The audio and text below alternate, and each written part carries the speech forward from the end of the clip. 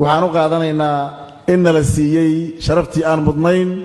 iyo tixgelin runtiina waa kugu darayba waxaan leenahay soo dhowaada gurigiinna ku soo dhowaada gogoshiinna ku soo dhowaada meeshiinna ku sii jooga aniga haddaan shirka meela ka idhaahdo waxa weeye nin odagii gogoshaan ahayoo ima fura shirka waxay ka soo baxay waa la soo dhigay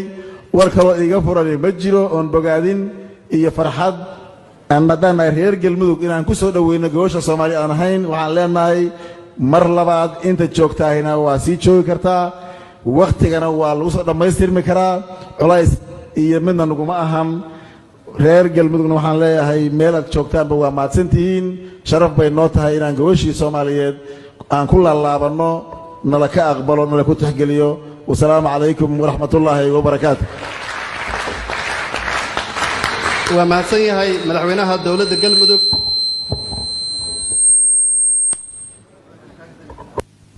waa mahadsan yahay madaxweynaha dowladda galmudug mudane axmed cabdi kaariye qoorqoor waan uga mahad celinaynaa martigelintiisa ubanayd ee noo samaysay magaaladan taariikhiga ah ee quruxda badan ee dhuusamareeb waxaad xasuusataan geelii faraha badnaa iyo guddoomiye geedaqorow marka reer dhuusamareeb mar kale waxaan idin leenahay aad u mahadsantihiin waxaan rabaa inaan ku soo dhoweeyo madaxweynaha dowladda puntland mudane saciid cabdulaahi dani fadlan soo dhoweeye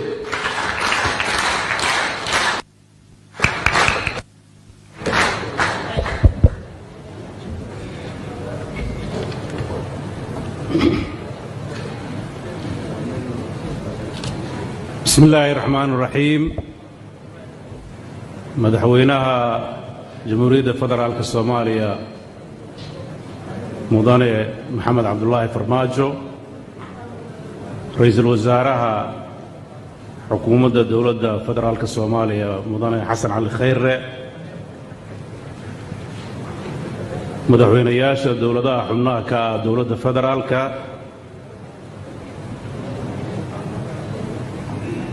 madaxweyne ku-xigeenka galmudug iyo guddoomiyaha baarlamaanka galmudug golayaasha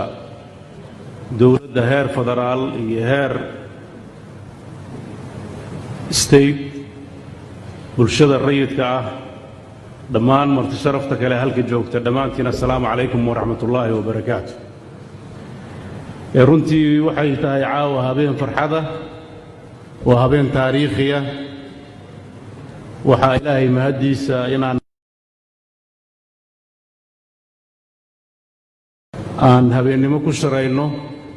oo nabad ku shirayno oo qurux iyo wanaag badan oo ka muuqata aan caawa halka markhaanti ka nahay annagoo og maalmo badan oo la soo dhaafay dalkeenna siduu u ekaa khaasatan magaaladan si ahaan jirtay waan uga mahad celinayaa madaxweynaha iyo xukuumaddiisa iyo dadka reer galmudug dhammaantood aad baan uga mahad celinayaa soo dhowaynta iyo sida diiranayna loo soo dhoweey waxaan sidoo kale marka ugu horreeya jeclahay inaan u mahad celiyo madaxweynaha jamhuuriyadda federaalka soomaaliya iyo ra'iisul wasaaraha oo runtii shirka wejigiisii labaad nagala soo qayb galay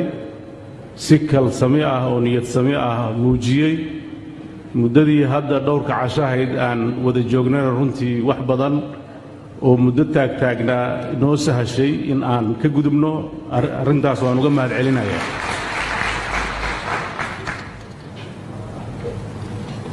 xaqiiqda warkii baryahan aan nalaga sugaayey waxaa akhriyey laga akhriyey halka nuxurkiisuna waxaan filayaa dadka xooggiisuna ay la baxeen maanta waa maalin taariikhiya muddo waxaa taagnaa dabcan inkastoo dadku aad ii wada fiirinaya laakiin waa iska kafta badna waa kaftamaynaayo kala taagnaan badan baa muddo jirtay madaxda dowladaha xubnaha ka ah dowladda federaalka iyo dowladda federaalka ah waxay noqotay guura raac iyo carruur waa loo kala sheekeeyaayo markii la wada fadhiistay wax badan baa runtii meesha ka baxay waxaan aad ugu faraxsanahay runtii kulamadii fiicnaa oo dhacay iyo sida wanaagsan oo niyadsamida leh ee loo wada dareensanaa in marxaladdan dalka meesha uu marayo loo baahan yahay midnimo qaran iyo in lagu wajaho xaaladaha dhabta ee jiro si aragti midaysan ah doodo dheer kadib arrintaas runtii waxaan uga mahadcelinayaa madaxweynaha dowladda federaalka oo runtii muujiyey dulqaad iyo odaynimo runtiina gogashaan maanta la fadhiyo wanaaggeeda la dhihi karo isaga iska leh saan ogsoonnahay dhammaanteenba halka looma kala harin waxaan iyagana jeclahay si gaara inaan ugu mahadceliyo xildhibaanada iyo aqalka sare xubnaha ka jooga oo runtii aan tiro aad u fara badan ay halka joogto 100 kor u dhaaftay xildhibaanada aqalka hoose keliya waxay iyadana muujinaysaa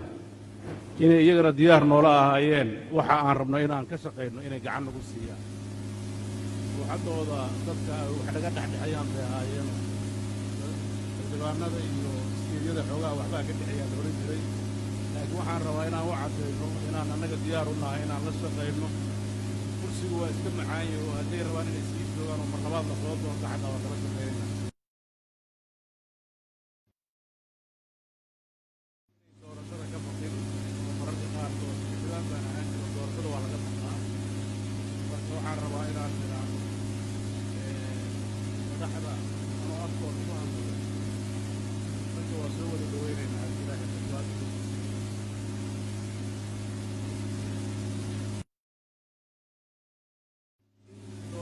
galo dalkeenna dantiisa dalkeenna horumarkiisaa ku jira aamin baa ku jira galmudug haddaysan doorasho ka dhici lahayn dhowr bilood ka hor quruxda maanta leedahay maysa inay doorasho dhacdo waxay daliil u tahay in caqabad taagneed laga gudo marka waxaan rajaynayaa inuu dadka doorashada uusan ka baqin waxaase muhiim ah tallaabo kastoo la qaadayo in wada ogol ahaato laiska ogol yahay waxaa hadda aan halka ku gaarna waa hordhac iyo tilmaan laakiin u baahan waxaan bixin iyo cid kasta oo iyada ruuxaddooda ra'yi haysa in la siiyo waqti iyo space ay ra'yigeeda ku darsato oo aan rajaynayno inay wax badan oo qurux badan ay ku soo kordhiyaan hadalkayga ya hadalkaaga malaha la rabinay ya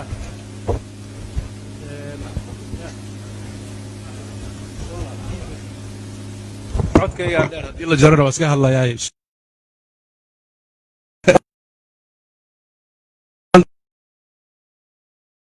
ka kiciyo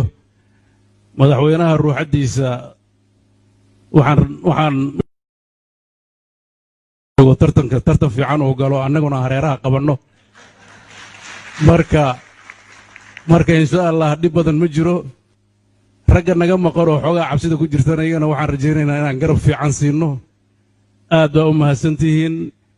haddii aan madaxweyne qoorqoor hadalladii uusan jeclayn aan uga dheeldheelana isagaa gogosha fidsada oo iska dulqaabta raalli ha ahaado waa mahadsantihiin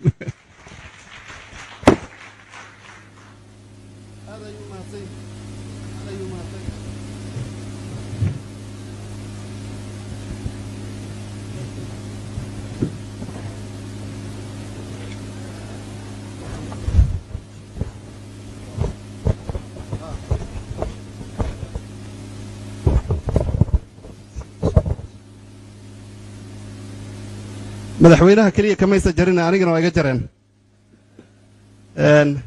aad ayuu u mahadsan yahay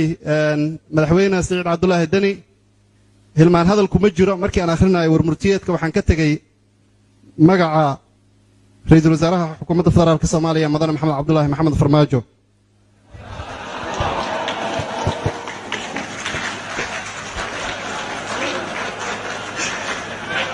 xasan cali khayre iga raallahaado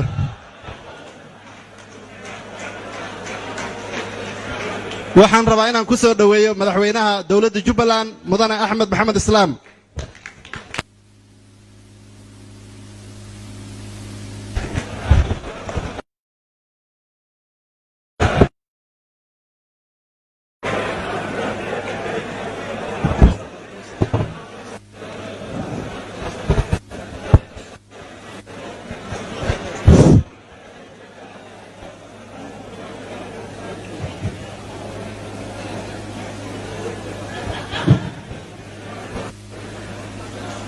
بسم الله الرحمن الرحيم وبه نستعين على أمور الدين والدين وصلى الله وسلم على سيدنا محمد وعلى آله وصحبه وسلم أجمعين. مدحوينها جمهورية فدرالك الصومالية مدن محمد عبد الله فرماجو رئيس الوزراء حكومة فدرالك صاحبتي مدحوينياشا دولة حملها كانت دولة فدرالك مدحوينه برلمانك galmudug وفود xildhibaanada labada aqal bulshada rayidka ah baada saxaafada iyo dhammaan inta joogta waxaan rabaa inaan idinku salaamo salaanta islaamka assalaamu calaykum waraxmatullahi wabarakaatu. salaanka bacdi waxaan isleeyahay caawa waa darin ule meel aad u qurux badan ku taala aan rabo inaan marka hore u mahadceliyo reer galmudug oo qof waliba uuna filaynin markii aan 2 maalmood gudahood ku nidhi waxaan rabnaa inaan dhuusamareeb isugu nimaadno madaxweyne galmudug iyo ku-xigeenkiisa iyo kulligoodna ay safar magaalada kaga maqnaayeen inay qaateen inay qaban karaan gobashaas oo shirka ay marti gelin karaan. waxaan rabaa reer galmudug inaan kulligood u mahadceliyo madaxweyne golo wasiiro baarlamaan iyo shacabba sida isxilqaan kale ee ay ku jirto dadnimadii lagu yaqaanay waayahan ka qasnayd ee dib ula soo noqdeen dadaalka ay muujiyeen iyo sida ay arrintaa u sameeyeen waxaan rabaa inaan aad iyo aad idinka mahadceliyo. waxaa abaalmarin ah inay mar labaad iyo mar saddexaad dhacdo dhuusamareeb 1 iyo 2 iyo 3 ogaada waa isxilqaankii faraha badnaa waxaa laydiin siiyey wayna ku dhismaan dowladaha iyo magaalooyinkuba midaana qaada weliba waxaan ku talinayaa martida aad guryaha seexinaysaan intaad ka daysaan waynu isnaqaanaa reer dhuusamareeb 2 habeen baad hoteel ku dhisi kartaane hoteello dhistoo dadka xoolaha kala hadha. intaa ka bacdi waxaan rabaa inaan u mahadceliyo madaxweynaha jamhuuriyadda federaalka soomaaliya oo isagu sabab u ah siday saaxiibaday sheegeen inuu shirkani noocan ugu qaybsamo infact dulqaad iyo hogaamin uu muujiyeen ay ahayd in halkan la isugu yimaado oo shirkan uu ku qabsamo. madaxweyne waxaan ku leeyahay aad baad u mahadsantahay adiga ra-iisul wasaaraha iyo saaxiibada kale. waxaa laga yaabaa dadku in badan markaan hadlayo aad bay usoo fiirinayaano waxay rabaan inaan wax kala sheego waxaa la yidhi gacan geel jire hoosa loo dhaqo hoos baan waxu dhaqnay marka waxaana way noo hagaagsan tahay insha allah taana sidaa loo qaato waayo haddii ta guud ay hagaagto waxaad ogaataa wax kastoo gaargaari meesha uu ka sanahay muddadii yareedeen joognay sida hooseen u wada hadalnay iyo guud ahaan xaaladda guud ee waddanka aragtida laga wada qaatay. waxaa jira wakhtiga aan maanta ku jirno warmurtiyeedka waxaa ku fillaa intii uu akhriyey ninkii akhriyaya warmurtiyeedka cabdinuur laakiin wakhtigan waa naqaanaa waa wakhtiga la kala fakado ee sifada lagu sheegay maalinta qiyaamaha oo kale ay ka dhacayso oo qof waliba uu dhinac u boodayo xildhibaanadana kuraasta aad bay u jecel yihiin meeshuu geli war looma yaqaano isdaba orod baa jira waa marka warka dadka beenta loo kala qaado. waxaan ku raacsanahay saaxiibkay siciid waraan bahasha ka wada shaqayno oon soo wada dhowayno oon isla wada wadno oo aan garanno waddanka aan ku noolahay midka uu yahay sida uu ku badbaadi karo xaaladda uu ku jiro waxa lagaga bixi karo waxay tahay inaan isla qaadanaa asala qof waliba ha qaato aragtida ah waddankaani waa kuma xaggeen u soconnaa maxaan ku badbaadi karnaa. labada qof ka ugu yar haddaad isxumaataysataan dhibaatadu way soconaysaa. waxaan rabaa in layswada cafiyo kulli wanaag laysu wada faro. haddaan maanta nidhaahna maxaan isu qabnaa qof waliba qof kale waxaa laga yaaba in wax sheegto laakiin waxaa ka horraysa inaan u wada turno haddii dadku ay caloosha wax isugu qabaan dhibaato badan baa waddanka gaadhaysa in la iscafiyo lagana shaqeeyo midnimadaas waddanka iyo waddankeennu inuu gaadho ka baxo meeshuu hadda joogo uu tago meesha ugu dambaysayn gaadhayna haddii ilaaha yidhaah taasina niyad furnaan isa saamixid iyo caloolfayoobi bay ku iman karaysaa. waxaan intaa ku darayaa shirkani wuxuu ahaa in mar hore laysu yimaado waayo wax badaanoo mar hore la qaban lahaaba hadda dib inoogu dhammaaday oo dib u dhacay isu imaatinka iyo in wax laysla falanqeeyo wax laysla fiirfiiriyaa waxay saldhig u tahay isfahanka wada shaqaynta wax isla garashada iyo horumarinta waddanka hore loo sii gelayay madaxweyne iyo ra-iisul wasaare iyo madaxda kale dowlad goboleedyada waxaan rabaa inaan idhaahdo ha bato wada hadalku ha bato wada socodku kulamadu ha bateen si dadku haddii la kala baado warka aan arkaynana dadka aad loogu kala qaado xumaan iyo wax badan baa soo baxaya markaa in mar walba la isxog og yahay oo xoogaa la isu yahay waxtar badan bay leedahay shirarkan oo kalena wax badan bay ummadda lafteeda ay u yihiin waxtar waxaan aad iyo aad mar labaad iyo mar saddexaad idinkaga mahad celinayaa kulligiin dadaalka halkan qof waliba soo xilqaamay baarlamaanka waxaan rabaa inaan u sheego waxaad garataan waddanka aan joogno iyo mas-uuliyadda idin saaran iyo xaaladda jirta waxay ku fiican yahay waddankani kugusan in la yidhaahdo meesha aan hadda ka bilownana waa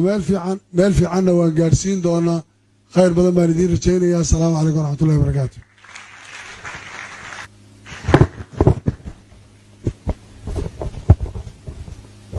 aad uu u mahadsan yahay madaxweyne axmed maxamed islaam hilmaan hadal kuma jiro 3 sano iyo barna afhayeenka madaxweynahan ahaa marka haddii uu hadalka afka iga soo dafay ka raalli ahaada laakiin sirta taama ahee kaftankii madaxweyne daniya ahaa madaxweynaha kursigaan ku sii haynana ay xoogaa ila tegey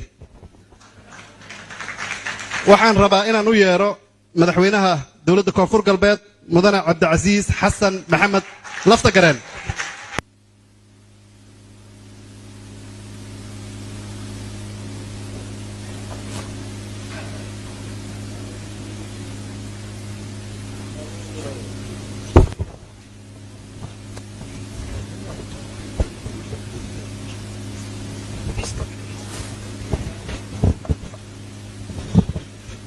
بسم الله الرحمن الرحيم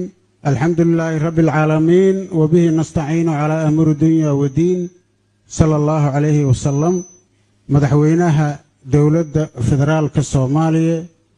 مدن محمد عبد الله محمد فرماجو رئيس الوزراء حكومة فدرال كالصومالية مدن حسن علي خير مدحوينياشا دولة goboleedyada Soomaaliya madaxweyne ku-xigeenka Galmudug guddoonka baarlamaanka Galmudug wasiirada iyo xildhibaanada dowladda federaalka wasiirada iyo xildhibaanada dowlad goboleedyada marti sharafta mas'uuliyiinta inta isugu timid runtii caawa sida ay sheegeen madaxweyneyaalkii waa habeen taariikhi ah oo mudan in la sheego mar kasta sidaas ay tahay waxaan idhaahnaa annaga reewanka wali array kooyey kulana dhalaas kulankana qayra dhale xisaabta ku darsada barta isu imaaday haddii la yidhaaho kulan baa dhacaya waa la isu imaanaa haddii la isu yimaadana imaatinkaas qayr buu dhalaa imaatinkii ha la isu imaadadii inta la isugu yimid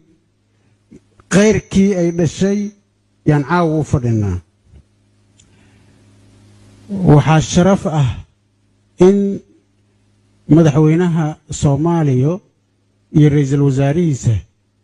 aan shirkii inta aan ku qabannay dacwadii aan u gudbinay codsigii inay nagala soo qayb galaan ay ajiibeen in uu ku dhammaado si midnimo ah wada shaqayn ah walaalnimo ah Soomaalinimo leh isu tanaasul leh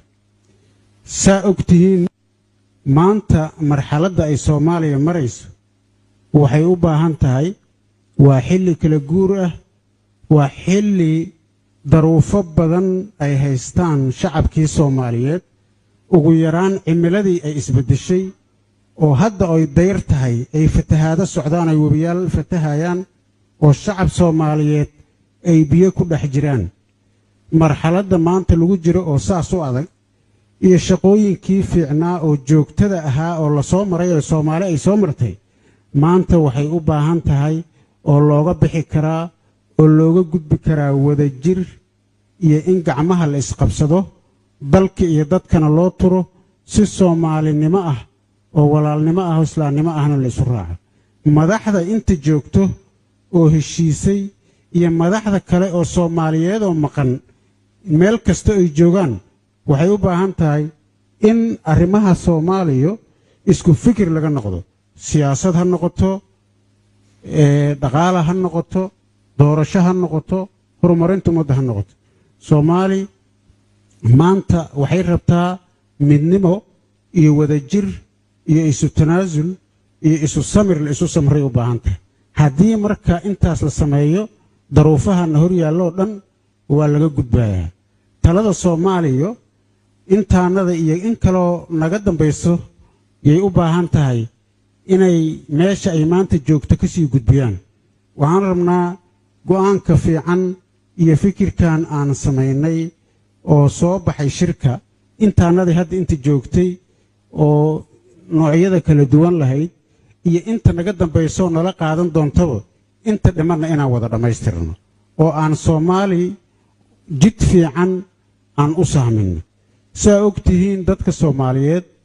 baqdinta iska badan horey baan u sheegay shakiga iska badan waa la istuhumaa laakiin waxaa jirto oo muuqato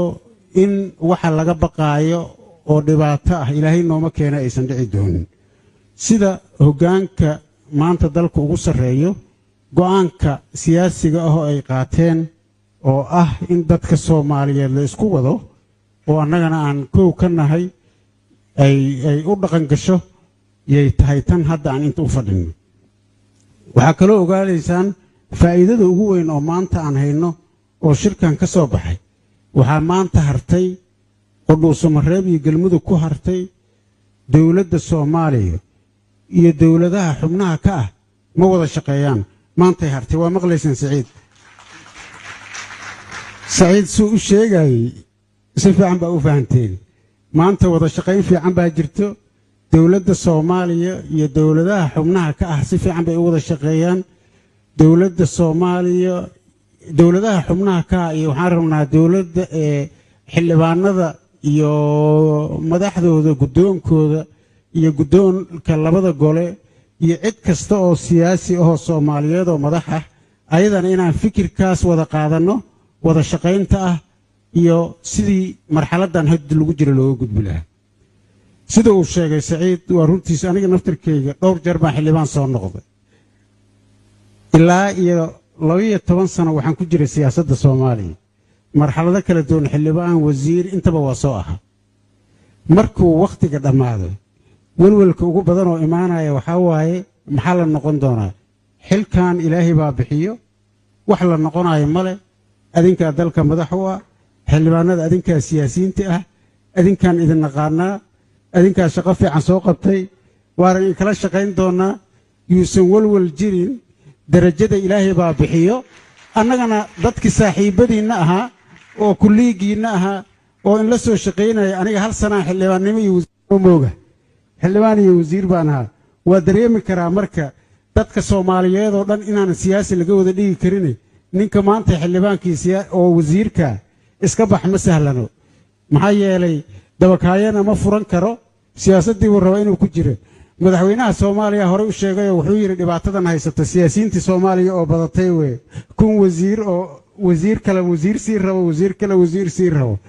marka waxaan rajaynaynaa insha Allah isfahankan fiican iyo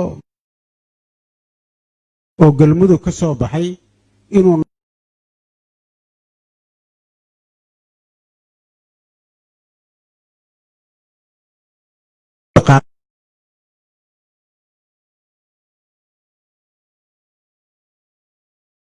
midoobi lahayn insha Allah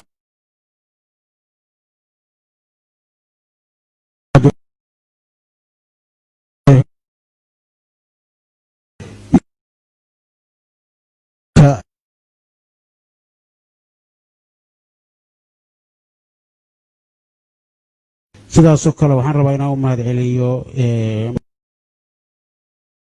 goboleedka galmudug iyo xukuumaddiisa iyo shacabka reer galmudug oo ayagana sidaasoo 15 noo ah 15 dareenay ma jirto wax kale oo dareenay male wax kale oo naga maqlaa ma jirin waxaan inta lagu sheegi karin bas aan dareenay oo aan ayadana waa laga soo tawaabshaysan doonaa safarka daba marka la soo roqdo hadduu ilaahay yidhaahdo aad iyo aad u mahadsantihiin guul iyo sharaf aan idiin rajaynayaa asalaamu calaykum waraxmatullaahi wabarakaatu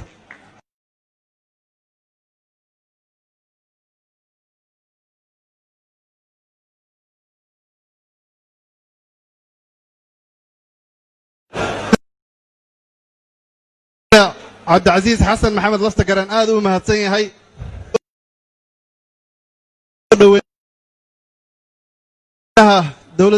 dowladda hirshabeelle mudane maxamed cabdi waare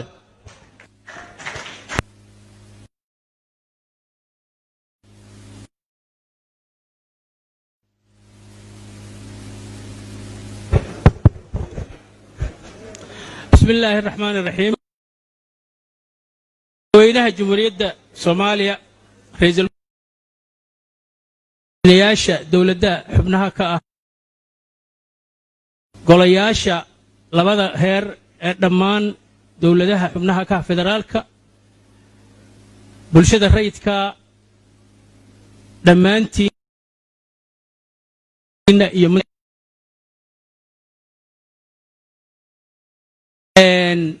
wax badan aniga liima reebin kaliya waxaan rabaa inaan madaxweyne qoorqoor dowladda galmudug shacabkeeda runtii intii halkan aan joognay aniga waxaan u haystay dhuusamareeb meel yar inay tahay laakiin waxaan aaminsanahay ma aqaan magaalada hoos miyay u dhisan tahay miya ma aqaan qof kastoo yimid waa la martigeliyey qof walba wuxuu leeyahay meel wanaagsan baan deganahay qof walba wuxuu leeyahay si fiican baa la yeelay qof walba gaari buu wataa marka waxaa saldhig u ah niyad wanaagga isjacaylka marxabada aadaan muxuu ahay aan idinka mahad celinaynaa dhammaantiin mudane madaxweyne adigana aadaad u mahadsan tahay run ahaantii taariikhda maalinkaas la joogo lama dareemo maalinkaas inuu taariikhi yahay iyo inuusan taariikhi ahayn laakiin dadka waxgaradka ah way garan karaan maalintii miisaan leh iyo maalintii aan miisaan lahayn maanta waa maalin taariikhi ah oo ummadda Soomaaliyeed taariikhi u ah waxayna ku suurto gashay isu tanaasul isxog warsasho isla qirid xaaladda aan ku sugannahay isxushmayn waxaana runtii mahad gaara iskale madaxweynaha iyo ra'iisul wasaaraha oo runtii dhirif badan oo nagu jiray iyo xanaaq badan oo nagu jiray naga dejiyey taladu meeshii ay caawa joogtana keenay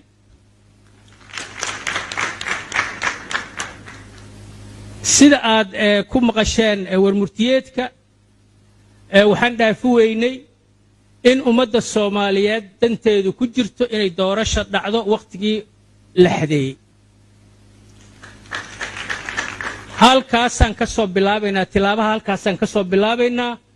waxaa kaliya noo dhiman inaan intaan caqligeenna iyo niyadeenna isu geyno aan dhahno war waqtiga noo haray maxaan qaban karnaa waxaan qabaa inay saldhig u tahay in la isla qiro waaqica ama dhabta ama reality-ga waddanku ku sugan yahay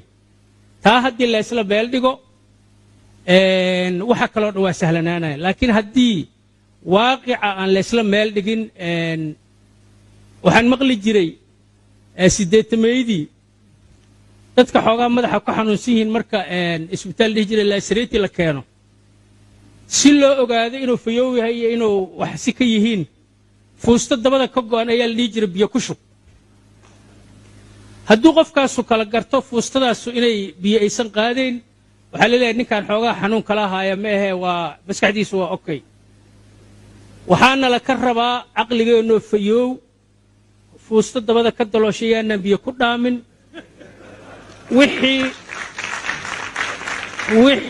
wixii waddankan tigaas ka suurto gala aan samayno laakiin haddaan rabitaankeenna iyo faantasigeenna iyo waxaan jeclaa lahayn iyo wixii naloo sheegay iyo wixii adduunyadu aaminsan tahay soomaalidu waxay ku mahmaahdaa ma tabaraa la guuraa mase taako markaasaa dadkii waxgaradkaa waxay dhaheen tabar ha la guuro tabar taakada nafteedaa laga yaabaa inaan la guuri karin marka taasu halkaasay ku dhammaatay waxaana rajaynayaa niyad wanaagga halkaan ka dhashay in muxuu ahay uu ka midho dhali doono xildhibaanada runtii waa laga kaftamay oo kaftan badanaa ka dhacay inkastoo xildhibaanada hadda jooga oo magaalada jooga oo aan aragnay amaba hadda inta fadhiya iyo kuwa xamar ay ka codaynayaan laleeyahay marka laysku daro tiradii xoogaa iga qaldantay oo baarlamaankii xoogaa tiradiisii wareer iga gashay laakiin haddana si kastaba ha ahaatee xildhibaanadu waa xildhibaanadeennii keliya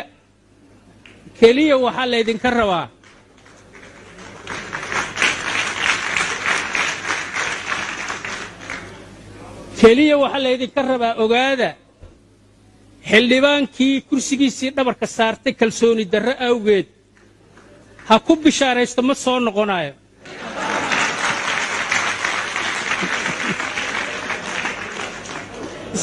sababtoo ah iyadoon la codayn buu wuxuu dadkiisa u qiray inuusan ku kalsoonayn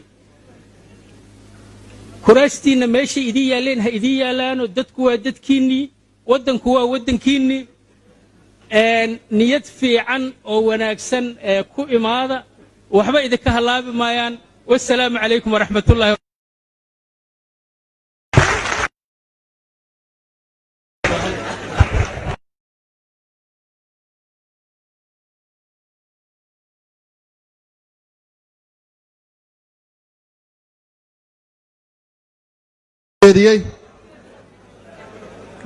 galmudugta maanta marti gelinaysa erge ka badan 1,000 qof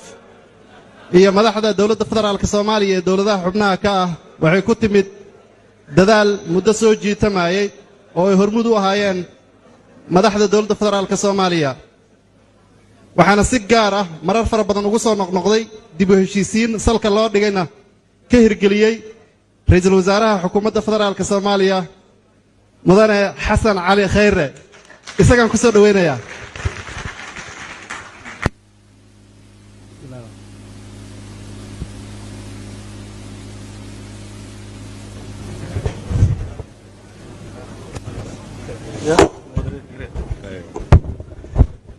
بسم الله الرحمن الرحيم مدحوي